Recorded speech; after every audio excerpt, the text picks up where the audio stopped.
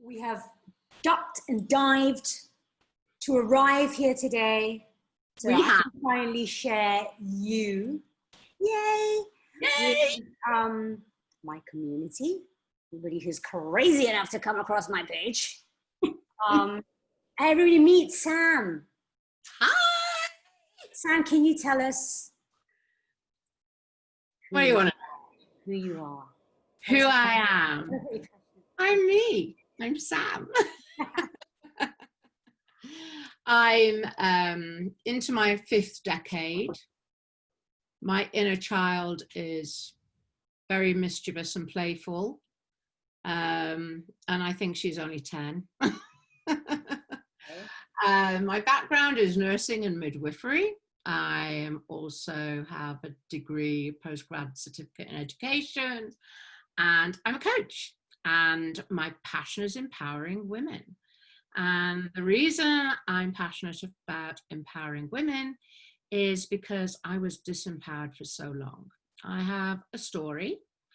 It's not pretty, but you know, it's a gift, an absolute gift, because it took me to become a midwife, which I practiced midwifery in the UK and then in Spain as in my private practice. And I'm still working with mamas and babies here in Canada. I did labor and delivery for a little while. Then I had a head injury, which ended up meaning that I worked in community and postpartum.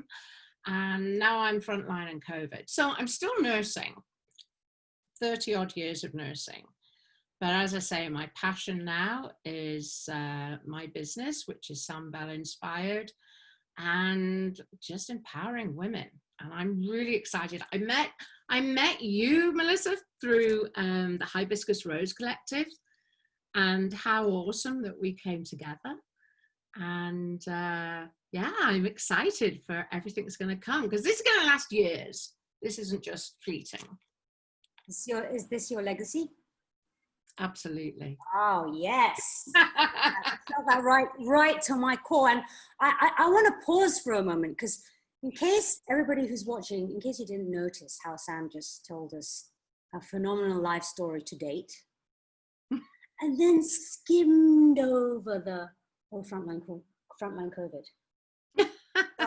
Apart from all the other extraordinary things that she has experienced in life, her own personal story, which has a tinge of pain and suffering and great learning in it. But midwifery, which thank goodness I heard you say, because I would have said midwifery. So it's midwifery. Private practice, dealing with head injury, you were saying postpartum. Yeah. And she kind of went, oh yeah, frontline COVID. So Sam here is a frontliner. So down to you for putting yourself out there, you know, every day, many days a week. Thank you. Thank you for doing all you do, and currently also in the front line. Thank you. And yes, we did meet a part of the Hibiscus Rose Collective, which is a creatrix group of women entrepreneurs led by Sora Suriano. And I'll put all the details here. And personally, when I met Sam on Sam's second run of this. You did, yes, I was already seasoned. And it was my first run. And I can very honestly say that when we did the introduction call, I don't know, there must be 11 to 12 women from all around the world. It was 5 a.m. for me. I was like, but the light that I saw was Sam. And you know, you meet people sometimes, or you see people, and your soul kind of goes, there's something here. You got to go. You got to connect. You got to find a way. You know, and then here we are. It's awesome. And then I signed up for my second collective and my second run, and Sam was there doing her third. And then we've also now signed up for something else. So, you know, I'm here, Sam. Yeah. Look. I know, you're the wing girl. So I really, really am so excited for Sam to share with all of you, you know, her legacy in the 3 or I don't know whether you want to mention all three, but in, yeah, the three courses that she's just developed, had probably been in development for her whole life. And been in here. And then she's birthing right now, yeah, and available. So Sam, Mike, passing the mic over to you. Okay, thank you. Just don't ask me to sing. So yeah, I mean, it's amazing how when you look at your life purpose, how you skim over it, just a little bit like me with the COVID, you know, but we skim over it. We get all the messages, we see all the signs, and it's not until it's really sort of woof there in your face and you keep being reminded that you think, oh my goodness, this is what I'm creating. So I fell into midwifery. I started working in pediatrics and fell into midwifery and loved it. And it's only now. I mean, I graduated as a midwife in 1991.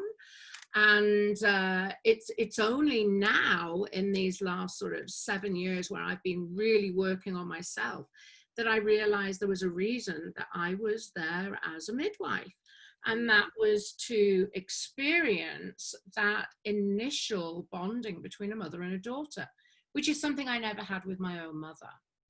So this is why the pregnancy journey is so important to me. And then when I started this spiritual journey, which is humorous in itself, because I was the biggest skeptic and the least spiritual person you could imagine a few years ago. And I did my first meditation and then heard about positive affirmations. I was thinking, this is what I was doing as a midwife. I was actually getting my mums into a meditative state to help them to get through labor. You know, start listening a little bit more. So this is why the pregnancy journey, which is the first of my courses, which was before I met you, within a few weeks, that is why I wanted that to be one of the foundational courses that I have for my women's empowerment system. It's a coaching system. And then the second is mothers and daughters, which is where I've really been focusing my coaching work, is mothers and daughters who, like I, have a difficult or toxic relationship with their mothers. And then I started to realize that, you know, I turned my back on the relationships that were so good, that the mothers and daughters, that everything was rosy, you know, and thinking, you know, the little bit of disbelief, but realize that there are those relationships. But every relationship can do with a little bit of fine tuning. So from learning from my adversity, I could maybe pave the way to prevent them making any mistakes that I did or my mum did. So there became the mother-daughter code. So although my work is very much in the complex and working with difficult mothers, the second of my courses is actually for every woman, because our relationship with our mother is the most important relationship in our lives. It's a blueprint. Am I talking too much? No, I'm talking 100%, because yeah, I feel that is, like you say, the blueprint for all our relationships, right? Forms exactly, and on a cellular level, yeah, our relationships look, feel, sound, literally all the senses, experience, how the experience we expect it to be. Yeah. And you see, because I was the daughter of a narcissistic mother, I struggled so much with relationships with women. And I was working in a profession where it was predominantly women. And so I ended up, another story, but it was when my marriage of 21 years came to an end. I found myself in this foreign country, Canada. They at least speak English. Well, that's a matter of opinion. That's not what my better half would say now. He says I have a speech impediment. But anyway. Right. It's contextual, really, isn't it? But no, a group of women came to my rescue, and they picked me up and they held me up. And I had never experienced anything like this before, never. And then I started to get curious about how powerful it is when a group of women come together for one purpose and there's no judgment, how beautiful that energy is. And so I started to follow women's circles and ended up becoming a master circle facilitator. So women's circle is something very, very precious to me. And from there has birthed the sister code, which is basically, in a way, that wisdom as women, you know, coming together as women. And it's also, behind all of this is the patriarchy. You know, I'm really anti-patriarchy, and I'm really excited that at the moment, patriarchy is so here in our faces, but we're actually rising up. And, you know, I realize now that that is why I've been driven to do this work. It's so relevant right now. And right now, I was about to say the timing of it. Huge. So, there's so much that Sam has shared, and I kind of want to like compartmentalize it a little bit so that it's really clear for everybody, because clearly you have an abundance of wisdom to share. But just to get the clarity, even for myself as well, so that I understand it better. Mm-hmm. So we have the pregnancy journey, which it kind of speaks for itself. Mm-hmm. And then you had the mother and daughter code. No, mother and daughter, is that what it's called? Mother and daughter code? Mother-daughter code, yeah. Mother-daughter code. Okay, so I have a couple of questions around that, which is, okay, clearly you work with women, you've made that very clear, about reminding women of the power within them, and so accompanying them in that journey. With the mother-daughter code, it may seem like a silly question, but what if a woman comes to you and she has a son? Mm-hmm. I want to get the clarity on, is this are we talking gender specific, or is this energetics here? It's more energetics. And that is something that I'm very passionate about as well, divine feminine. You know, I'm very aware that we all have male and female energy.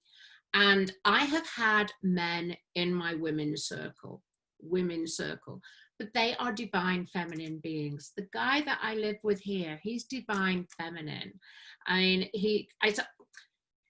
because we want to go into gender, he's divine masculine, right? But the real here is that it's that balance of male and female energy. Yeah. And so, and to be perfectly honest, my son, I have one child, and it's my son, and that is Ben. And he's very much masculine, but, you know, he's divine feminine. And he has taught me so much. And our relationship is just so beautiful, because I was determined to reverse the cycle. I removed my parents from his life when he was very young.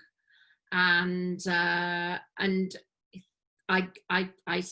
explained to him exactly why, gave him the choice, and he chose, you know, to remain estranged from them.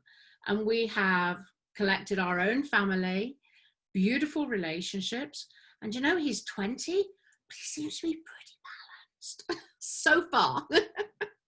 And that's divine feminine, right? Well, you as his mom too, so, you know. Thank you, Sam. Yeah, I just wanted that clarification, because I mean, I know that you're a master circle facilitator with women's circles, particularly. Mm-hmm. We talk about gender, men, mm-hmm. in your group. So for this mother and daughter code, if I really want to be pedantic, which you do, women, is it a women only course then also, or not? Not necessarily. And you know, I mean, the premise is, and to be perfectly honest, if any men were to show an interest, I would be like, hallelujah. They're divine feminine, right?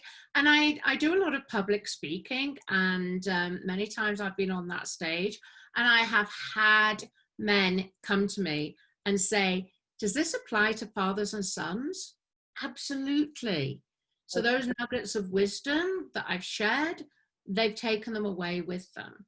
The other thing is that I have worked with a mother who was estranged from her daughter and brought them back together, right? So it doesn't necessarily mean it's for all mothers or for all daughters. My focus is very much on daughters because I'm the daughter, but I'm also a mother, Yes. you know? So, yeah.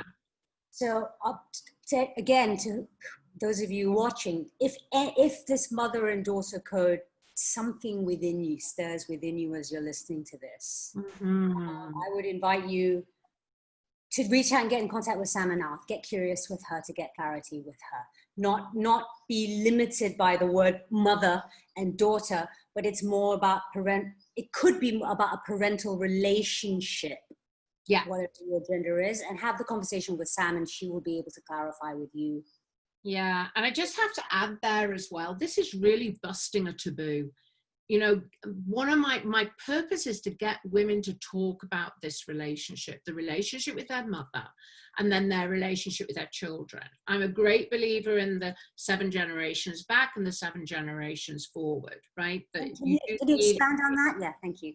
Yeah, the healing from 7, you know, when we heal now, we're healing previous generations and we're healing the future, you know, so I'm very, very focused on that. But the other part, I've lost my thread here now.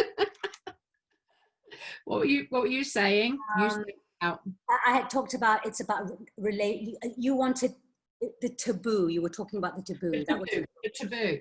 And you see, the patriarchy really puts pressure upon us as daughters and mothers to be perfect. It's all pink and fluffy and wonderful. And to actually say you're estranged from a mother, you know, so you must have done something wrong. You know, a mother would never do that, right? So it really is encouraging women and men to talk about their relationship and bust that taboo, which is basically imposed by patriarchy. Right. Wow. It's powerful stuff. You heard her. Message Sam. All the information will be in the text. Thank you, Sam. Okay. Sister code. I mean, you know, pregnancy journey, mother and daughter code. I'm already feeling it in my waters. Sister code is like, I want to jump in. You know, I want to take all my clothes off and jump in the cold water, literally. Absolutely. You know, I love that. I love that. It really speaks to me. I mean, I run women's circles too. I don't, certainly not a master facilitator in any shape or form. I'm kind of in the flow of it and really learning from community, which is the thing that I love most of all. That's learning. But sisterhood and women's circles really, really light my fire. And when you mentioned patriarchy, that also lights my fire. And I feel incredibly, I'm very passionate about the divine feminine like you, and about bringing forth the shadows of that. Because, you know, as women, you and I as women, all the women out there, all those who identify as female, you know, we know how powerful we are. Yeah. We underestimate it. And my personal belief is the reason why, you know, we have been under patriarchy for this long is because, and I'm going to probably bust a blood vessel. Go for it. Very angry with me, but, you know, get over it. Is that right now we don't deserve, or not, maybe not right now, but we have not deserved to lead because we have not taken care of our shadow aspects. So when women come together and we're focused and we're clear and we do the work constantly, the inner work, we are, I don't know, there's no word for it. Our power is phenomenal. And we bring great healing, nurturing, you know, all that the world needs in a fiercely compassionate and loving way. But when we don't take care of that, like anything in its extremities, it's dangerous, you know. And I'm talking about how women, how we can have a tendency to the gossiping, the sabotaging, the nasty manipulation, yeah, the backstabbing. Did I already mention that? But the toxic feminine, and that's the work that is so important for us to rise up, as you were saying. So the sisterhood for me is something I definitely want to sign up for, because I'm so sure that I will learn so much with you. From you. Could you expand a little bit on what that would look like? Yeah. And again, it's come from my own experience, you know, because like we said earlier, that relationship with your mother, it's a blueprint for your relationships. And I know my dad used to say to me, you know, come on, man, that was his pet name for me. You know that your mother is jealous. You know that she finds it difficult. You're achieving things that she always wanted to. And, you know, so I was always aware of that jealousy, and, you know, and I couldn't see it at that time. But as I dove right in. Is that a word, dove, or is that dove? It is. Dived. I dived. I dived right into nursing. You know, with so many women, and I struggled. Oh my God, I struggled so much to form meaningful relationships. Any relationship. When I felt that I had a relationship, I would do something to sabotage it. I did not know, because I had never had that blueprint. I'd never had that example. And when I looked, my mum had very, very few female friends. In fact, you know, she went as far as ostracizing my father's friends from him, you know. So it was something, when this group of women came to my rescue, it was like, oh my goodness, this is bizarre. But it felt so good. And I allowed myself to receive. I've never been a receiver previous to that. And it's taken a long time. But women, when they come together and there's no judgment, that is the big thing, no judgment. I've learned with my healing that to heal on a deep cellular level, you have to be vulnerable. And if you're going to be vulnerable, that fear of judgment has to be removed. And that, I think, is what we all strive as Women's Circle facilitators to provide, create that safe space. And I was writing a post today about the Hibiscus Rose Collective, because one of the questions I have at the moment is, you know, is it really truly possible for especially a group of women to co-create and collaborate? Is it really possible? Because I've never really experienced that. There's always been somebody who has criticized me for holding something back, having my own agenda, or I felt that they have. You know, is it something that, you know, is possible? And I really feel with the Hibiscus Rose Collective, yes, it is. Because we have somebody facilitating us in Sora who is encouraging exactly that. That's why you and me are here together. Absolutely. You know, and I'm excited for that. And I honestly think with everything that's going on in our world at the moment, and there's more to come, I know 2020 is going to go out like a storm. Absolutely. It really is. And we're ready for it, aren't we, Sam? We are, because there's so much shifting going on. And it's not going, all it's doing is it's saying, it's almost as if divine feminine is saying, come on, women, rise to it. How much more do I have to throw at you to get up and do the work that you're meant to be damn well doing? Yeah. Totally. So, yeah, I've got angel bumps now. I've got angel bumps. I'm all goosebumpy. Vulnerability. I love so much that you shared that piece about the vulnerability and the receptivity, because yeah, I mean, it feels that way, right? When we're being vulnerable, it feels so scary, because it literally feels like we're exposing ourselves, we're opening up. And there's the profound, simple, profound, paradoxical piece, is that we're so afraid to open up, but that's where the gift is, right? Because only when we're completely open Yeah. Receive. Mm-hmm. And, you know, in this spiritual world that we're in, you know, I hear people saying about cracking yourself wide open. And there's all these ads, right? And I'm thinking, nobody really understands what that is. They just go along with it, but they don't really get what it truly means, you know? And that was one of the beauties of me coming into this spiritual world, was realizing that there's all this vocabulary around it, like there is with anything, but in actual fact, it applies. I mean, I'm very much a clinical academic, Okay. but my spiritual learnings are on a parallel. I mean, I was doing a lecture yesterday for hands-on healings about quantum physics and energy. The physics, another thing that just lights my fire. Quantum physics, how do you explain the unexplainable? Well, it actually relates to energy work hugely. And I just love, you know, taking away all the packaging and making the modalities vulnerable as well, to see them for what they really truly are, you know? So In most cases, seeing them for what they truly are is actually going down to basics, is simplifying them. We live in a world of marketing and fluff, and it's that's kind of like, how can I use really big words and long sentences to make this sound smart, when actually it doesn't need to, something simple. The smartest things are the simplest things, actually. yeah, simplicity brings clarity. Is that what yeah. Yeah, I embrace the freedom that clarity will bring to me. This was 2019, and I grow into all I have created.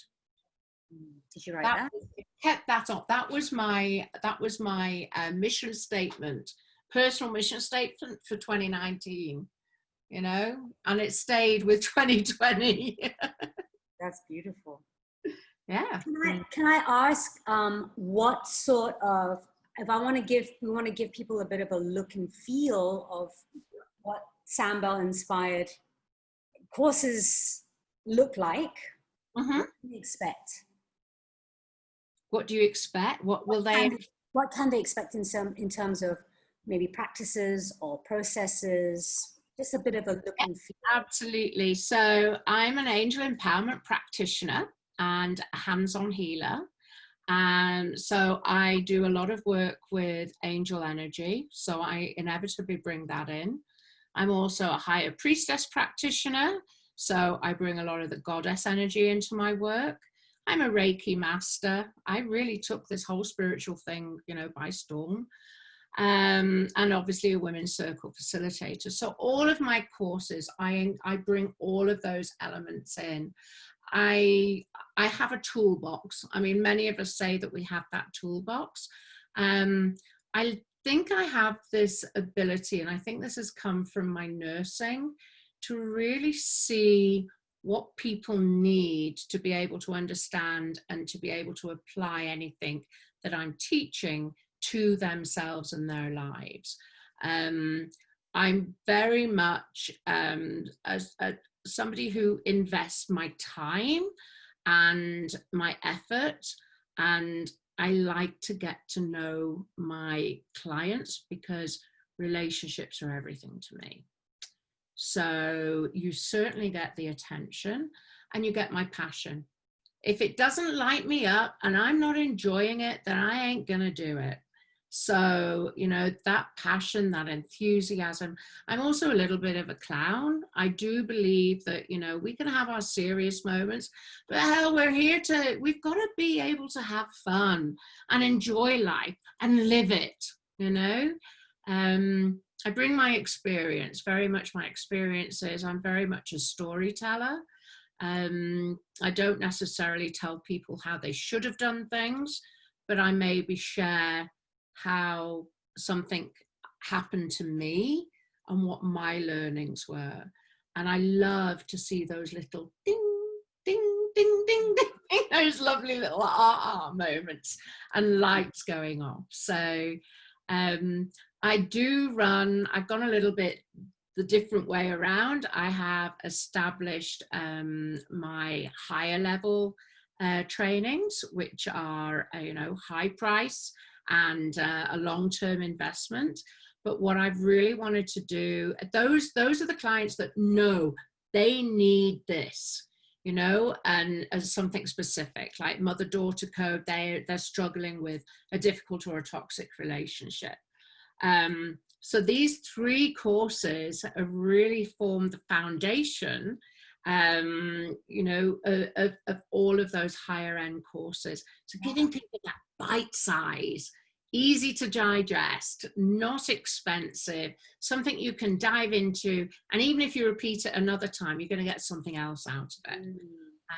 So and it really is, it's following that mother to maiden, and that maiden to mother, sorry, and then motherhood, and then the mother and the crone wisdom, so because I love that analogy, and I love how that came from studying Eastern culture and looking at how a woman who goes through her menopause is actually revered as being, the full total woman. She's birthed into this beautiful crone, this magnificent creature. Whereas in Western culture, That's it. your ovaries have shriveled, everything's sagging, you're not attractive anymore, right?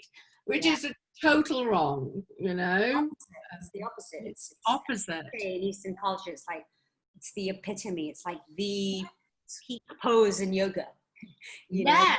And it's there, and it's not like a peak pose you reach and then at some point you filter off. It's not. It's that you're there and you stay there.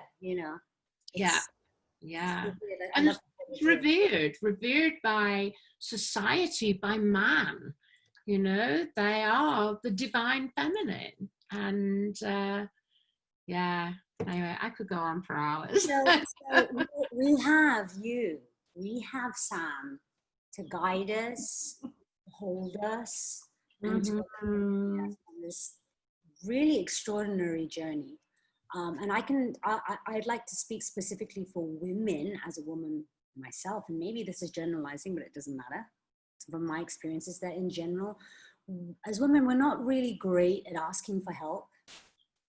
Neither are we very good at receiving the help. So apart from being here to introduce you to the incredible Sam, it's also an invitation from us both that you don't even need to ask for the help, because it's here. Look, ta-da! And all you need to do is say yes. Yes. And the yes can first be to your curiosity to find out more, because that's the beginning of everything, is your curiosity. So, pregnancy journey, mother and daughter code, sister code. Yeah. It's a triple threat. Do one at any point. Sister code, she begins, you see, August the 16th, Elvis's death date. I mentioned that before. I'm a big Elvis fan. I know. To September the 6th, August 16th, September 6th. That will be the sister code. And then mother-daughter is coming up in July 12th to August 2nd.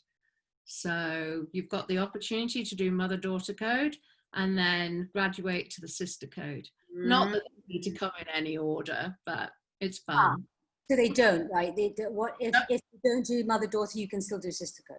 Absolutely. And you might need to do sister code or feel that you need to do mother-daughter code repeatedly, because each time you're going to go deeper and you're going to find out something different, and work on a specific area in your life, which might be your marriage, might be the relationship with your child, might be a work relationship, career, anything. It all is applicable. So yeah, it's exciting. Ooh. And then of course the artwork. Oh my goodness, the artwork by my beautiful friend Joya Albano. You've seen the artwork. She's illustrated all of my courses for me, and the card decks that are going to be accompanying all 3 of them. I know, it's so exciting. So exciting. Congratulations, Sam. Thank Congratulations. you. Thank you. And before I wrap up with you, I would like to invite you to give us, or give me, because obviously you're a music fan and clearly you've now declared you are literally Elvis's biggest fan. I am biggest ever. I cried so much August the 16th, 1977. But it's also a big connection with my dad. All right. Okay. Mm-hmm. Mm-hmm. Could you give me, without thinking, because it can come from your heart and your gut, one song for each of your courses? One Elvis song. Oh my goodness. Impossible Dream is one of the most amazing songs. It is Elvis, and there's reasons, because it was actually written for a musical about Don Quixote. And I lived in Spain for 9 years. Love the story about Don Quixote. So I think that, you know, that would probably be my sister code. Mother, don't ask me why. Don't ask me why. Pregnancy Journey. Oh my goodness. I want to say Rockahula. I'm going Elvis songs. Rockahula, Yeah. Rockahula. Elvis songs. Rockahula, rock. I told you I wouldn't sing. Oh my goodness. Mother Daughter. Oh my goodness. That's interesting. I don't know. Aretha Franklin has just come to mind. Okay. I'm just trying to think which song. Maybe. All I know, Aretha Franklin, definitely. Yeah. Okay, thank you. Impossible Dream, Sister Code. Rockahula. Yeah, Rockahula Baby. Rockahula Baby. And now I'm thinking about the movement, getting that baby down that birth canal. Get me on down.